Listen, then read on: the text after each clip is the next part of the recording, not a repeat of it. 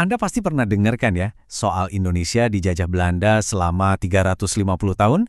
Narasi ini kayaknya udah nempel banget dari sekolah, dari mana-mana. Tapi, gimana kalau angka sakral itu ternyata nggak sepenuhnya akurat?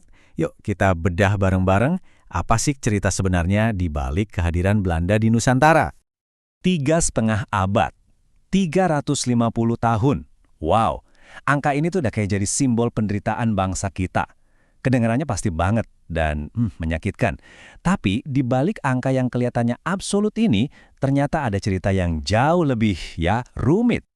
Nah, pertanyaannya, gimana kalau angka ini sebetulnya sebuah mitos? Semacam penyederhanaan yang menutupi realitas sejarah yang jauh lebih kompleks dan terpecah-pecah. Oke, kita coba telusuri jejaknya sama-sama ya. Dan yang menarik, ternyata narasi 350 tahun ini bukan cuma cerita dari sisi kita loh. Coba deh lihat kutipan ini. Para penjajahnya sendiri justru pakai mitos ini sebagai alat propaganda. Jadi dengan ngeklaim udah berkuasa segitu lamanya, mereka seolah-olah pengen bilang kalau kekuasaan mereka itu permanen dan nggak bisa diganggu-gugat. Oke, untuk paham awalnya, kita perlu mundur dulu nih ke fase pertama kehadiran Belanda. Ini penting, karena awalnya itu bukan negara Belanda yang datang menjajah, tapi sebuah perusahaan dagang raksasa.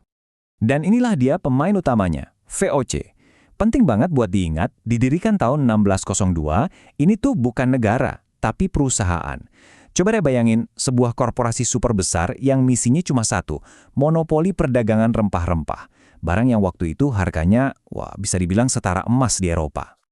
Nah, disinilah letak jilanya. VOC itu dikasih hak oktroy sama pemerintah Belanda. Ini bukan cuma sekedar izin dagang biasa.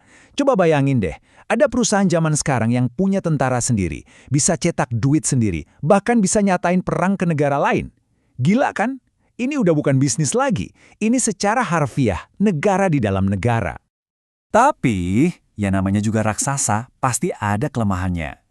Di dalam VOC, korupsi itu merajalela banget. Ditambah lagi biaya perang yang gak habis-habis buat mempertahankan monopoli mereka. Itu semua ngegerogotin kas mereka. Dan akhirnya, puncaknya, di tahun 1799, perusahaan yang tadinya kayaknya maha kuasa ini bangkrut. Nah, bubarnya VOC ini jadi titik balik yang super penting. Tentu aja, kekosongan kekuasaan ini nggak dibiarin gitu aja. Pemerintah Belanda langsung turun tangan, ngambil alih kendali secara langsung. Dan dari sinilah era kolonialisme masuk ke babak yang benar-benar baru. Garis waktu ini nunjukin pergeseran yang fundamental banget. Jadi, kita pindah nih dari eranya VOC yang motifnya murni cuan perusahaan ke era Hindia Belanda. Di sini, penjajahan jadi urusan negara, yang tentunya jauh lebih terstruktur dan sistematis dalam mengeksploitasi Nusantara. Salah satu kebijakan yang paling brutal dari era baru ini adalah tanam paksa.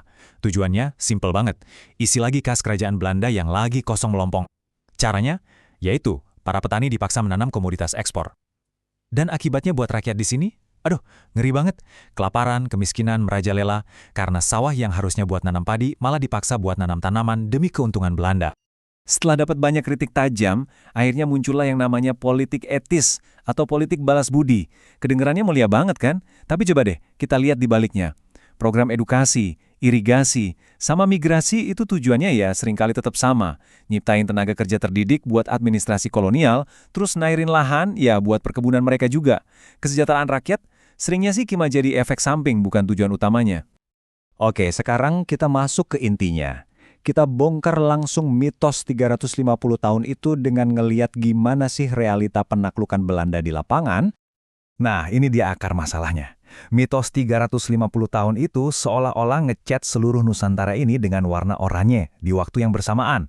Padahal kenyataannya tuh lebih mirip kayak nyusun puzzle atau mozaik. Disusunnya pelan-pelan, satu keping demi satu keping, lewat perang dan perjanjian selama berabad-abad. Coba kita lihat buktinya di sini. Di Minangkabau aja, kekuasaan Belanda baru benar-benar kokoh itu di pertengahan abad ke-19. Dan coba lihat Aceh, yang perlawanannya paling sengit. Belanda itu baru bisa menaklukkan Aceh di awal abad ke-20. Itu pun setelah perang yang brutal banget. Artinya apa? Artinya Aceh itu cuma dikuasai sekitar 46 tahun. 46! Jauh banget kan dari 350 tahun? Jadi gini, kalau kita mau hitung-hitungan yang lebih akurat, dan kita cuma ngitung masa kekuasaan langsung oleh negara Belanda, bukan perusahaan VOC ya, dan itu pun cuma di pusat kekuasaannya kayak di Jawa, angkanya itu lebih dekat ke 143 tahun. Itu dihitung dari pas VOC bubar sampai Jepang datang. Oke, terlepas dari perdebatan soal berapa lama persisnya, satu hal yang pasti, dampak sosial dan ekonomi dari sejarah kolonial yang rumit ini itu dalam banget. Dan bahkan masih terasa sampai sekarang. Dampak kolonialisme itu jauh lebih dalam dari sekedar ngeruk sumber daya alam. Mereka itu merombak total struktur masyarakat kita. Mereka bikin piramida sosial baru yang basisnya ras, dan diskriminasi itu dilembagakan. Nah, bekas luka sistemik kayak gini, sayangnya nggak otomatis hilang pas kita proklamasi kemerdekaan. Terus pertanyaannya, kok kita bisa tahu semua detail serumit ini? Jawabannya, ada di tumpukan kertas-kertas tua yang harganya nggak ternilai. Iya, semua detail ini kita tahu dari arsip. Ada jutaan dokumen dari zaman VOC sampai Hindia Belanda yang sekarang disimpan di lembaga kayak Arsip Nasional. Isinya macam-macam, ada catatan dagang, surat perintah, laporan perang, semuanya ada di sana. Bener-bener kayak kepingan puzzle raksasa yang nunggu buat disusun. Sejarawan Peter Carey ngegambarin ini dengan indah banget. Beliau bilang, semua yang saya tahu mengenai Diponegoro datang dari arsip. Baca dan membaca, mengunyahnya seperti Diponegoro mengunyah sirih. Keren banget ya, ini nunjukin gimana arsip kalau diteliti dengan telaten itu bisa ngidupin lagi sejarah. Bukan lagi cuma deretan angka dan tanggal, tapi jadi kisah manusia yang utuh. Jadi intinya, ngebongkar mitos 350 tahun ini bukan cuma soal benerin angka. Ini lebih ke ajakan buat kita semua supaya berpikir lebih kritis.